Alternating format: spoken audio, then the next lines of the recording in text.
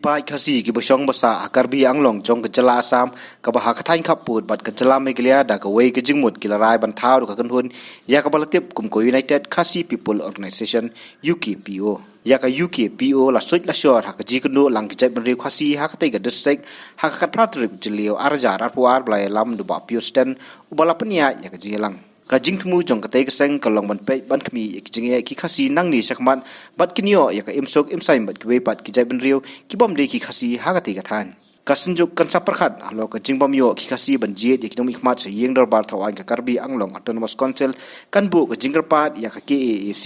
kan ithu ki culture khasi ha ka tai ka than lambat ka jing angnur ban thung wei khat na ki khasi kum UMDC susi ha ka council lo ong ba niwal war advisor kamuto jong kane ka seng bansna ka wei ka shatri ka behe ban kudup lang ka kijak khasi kara ke basong basa hangni hakar bianglong te kumta da ka seng ngibu ka jingkerpat hakmat jong ka council bakin singobaha ban consider ban ai ya ka wei ka government nominee rengkat bat ka special package dabanta ban penroi penyar ya kaseng kadang ka jongi kumki khasi khara kumta nga ai khubule ya kinong pet kinong snap ya kani ka khubor ban nga kerparu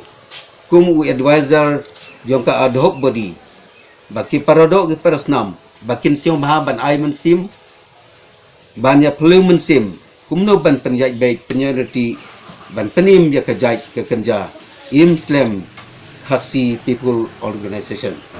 Khasi People's Organization kum ka ad hoc committee ngi seng ya ka bat ngi jit ya kinongkit kam ki balong kum ni harum kinongkit kam jong ka ad hoc body president ba pensungan lang ratane